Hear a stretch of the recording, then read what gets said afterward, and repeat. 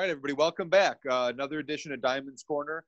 Today, another guest, an old friend of mine in Diamond MMA's. We got Mike Biggie Rhodes, calling in from Milwaukee. What's going on? Not much, man. I'm happy to be on the show and happy to talk to you. It's been a little bit. Yeah, it has been. I mean, we started this show. We got some good guests. We got you, and just doing something different. People are kind of stuck at home during this quarantine, so thought we'd get some content out there for people to watch. What have you been up to? Tell me. Before we got on, you were talking. You're training in the basement with JP Too Much, one of my other favorite fighters. Yeah, the first week went by the quarantine, and we were just starting to go crazy, man. Our routine is in the gym always, so we were able to, piece together a gym. I work for a gym called The Whack.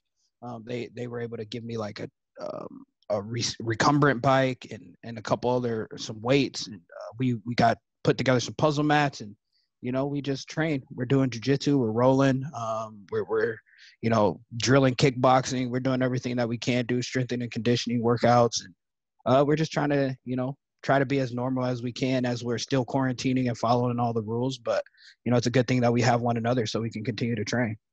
Cool. So for people that don't know you, or give us a little background. I mean, you were playing basketball. I want to hear about the transition from growing up to basketball, and then into fighting, and then into the role that you are now with Rufus Sport. Yeah, Biggie is obviously my nickname, and that comes from being a big guy back in the day. Was like 270 pounds playing collegiate basketball at a junior college, Ellsworth Junior College in Iowa. Shortly after that, I tried to go to a Division II school, so I went to get in shape at a gym, a local Gold's Gym. They had martial arts classes. I started taking them. They were just like fitness-based, but the coach asked me if I'd like to take the fighter class. I tried it out, ended up taking a short notice fight. After only like a month of training, I won, but we both beat the crap out of each other. Next thing you know, I fell in love with MMA and training all of its, parts. Moved to Milwaukee within a year of that. Started fighting professionally a year after that, actually. And, how old were you when you moved to Milwaukee? I was 21. I had just turned 21. My 21st birthday was December 4th of that year, and I moved December 17th to Milwaukee. And what was that like? I mean, what'd you pack up? Did you have a car? What did you walk me through that, just packing up and moving to Milwaukee to be a fighter? Yeah. Well, it was all crazy. Two of my training partners were actually pro fighters at the time. They were very highly touted pro fighters. Joe Cason, who, was a member of our Diamond squad, and yep. Roy Jones, Roy the Wolf Jones, he was a pro fighter. They both had fought for Strikeforce. They're like 10-0 or 11-1 as pros, so they were ready for the next level. So they wanted to visit Rufus Sport in Milwaukee. I went with them. I ended up liking it. So at that point, I was still in college. I used my last of my student loans, and I sold a motorcycle that I had at the time, and that was the money that got me out to Milwaukee. Some buddies of mine that I trained with, Brandon Roby, had a trailer. Him and Mike Maker was like, hey, let's pack your shit up. Let's go. They knew that I really wanted it. So they actually just like shipped me up to Milwaukee, and I lived with Eric Koch and Thunderwood from down in Tennessee. He was up here living and training at the time, so I moved into their place.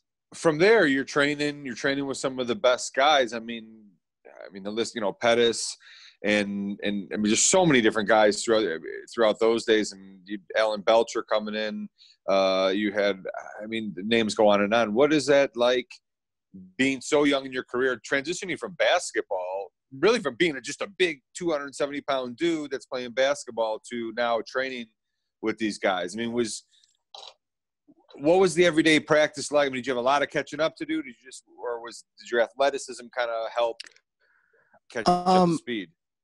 Yeah, so when I got up there was a lot of big names, but at that point, I didn't know who they were. I didn't even know what MMA was until I took a fight. Like, Travis Fulton is from my hometown, literally lives maybe 10 minutes away from my mom, and I had no clue who he was until I had already moved to Milwaukee and started training. Like, I didn't really know who he was at the time. Like, even training with him a couple times when I was an amateur, I still really didn't know the level that he was on.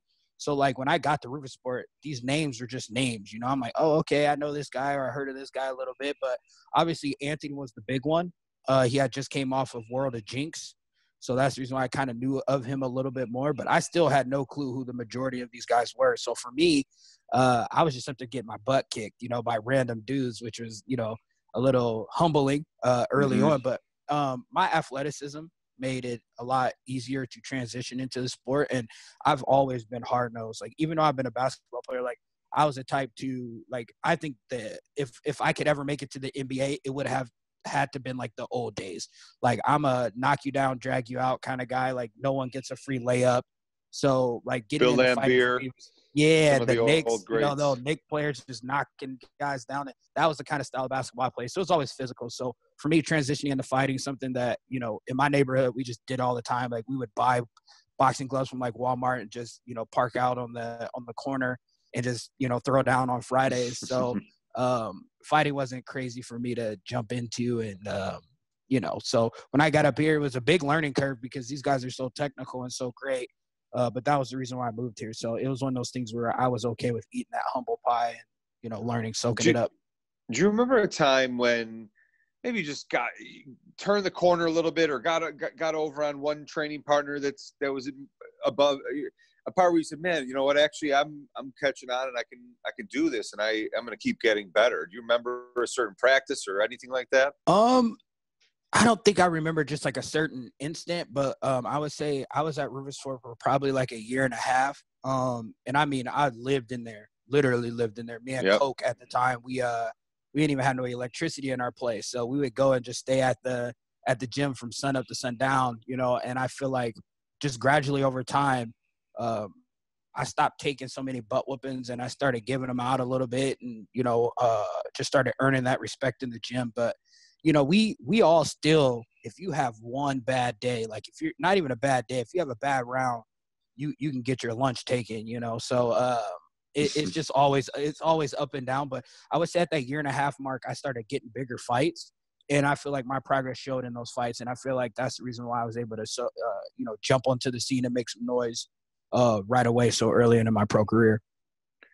Any of the older guys that had a little bit more experience with the pro fights, they give you any tips? I mean, you know, as far as your nerves or anything to handle those first big fights? I mean, just guys talking. I'm not really the type to get, I would say, like, nervous. If you ever see me like backstage before a fight, or, you know, just walking around the week of the fight, like, for me, man, it's the part that I like, you know, like, for me. So when I see those lights, it's time to perform. I don't go the other way. You know, it kind of gets me up a little bit more. It actually brings out that, like, meaner side of me that you, like, see in fights, because I'm not that guy, you know, all the time. So when I get to flip that switch, I like it. So but I would just say all the guys always give you, you know, bits and pieces. Obviously Duke, you know, coaching all the guys, he had coached bigger fights at that time, so he handed down his knowledge. But Ben Askren was big in, you know, just kind of helping me with little things, you know, being a young guy, just going at it crazy every day.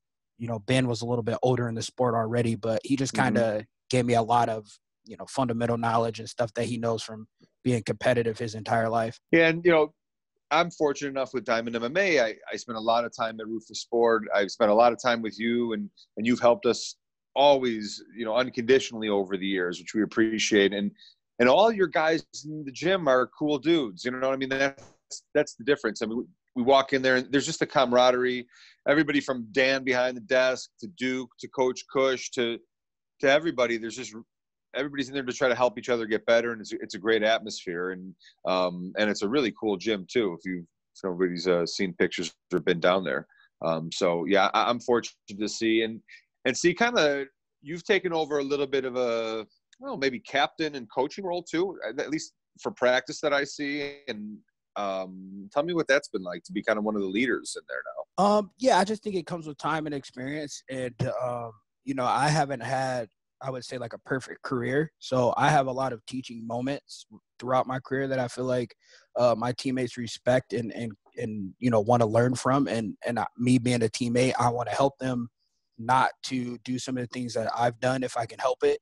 you know, or help them to do some of the things that I have done if it's been on the good side of things. For me, though, I feel like being the best me is the best teammate I can be. So if I'm, you know, giving them hard rounds, if I'm, you know, going after them, obviously in a safe manner, but in a manner that will push them, I'm helping them to get better. And if I see something I can, you know, tweak or help them to realize that they can do a little bit better, then that's my job as a teammate.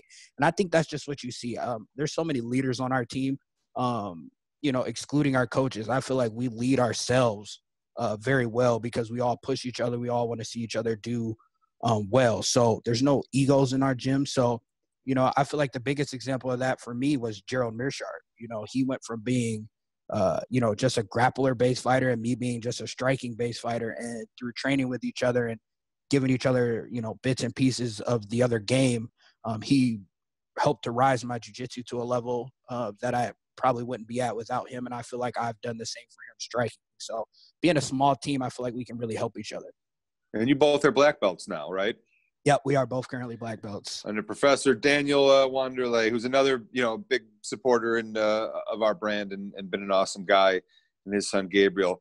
So what's next? I mean, obviously we got to kind of wait with this quarantine stuff, but what if it lifted tomorrow? I mean, what would be the ideal future for you or near future? I'm thinking just because of the way things are, you know, with this quarantine, no matter how much you train at home, you know, you're still in the comfort of your home. It's hard to get the workouts at the intensity that we're used to.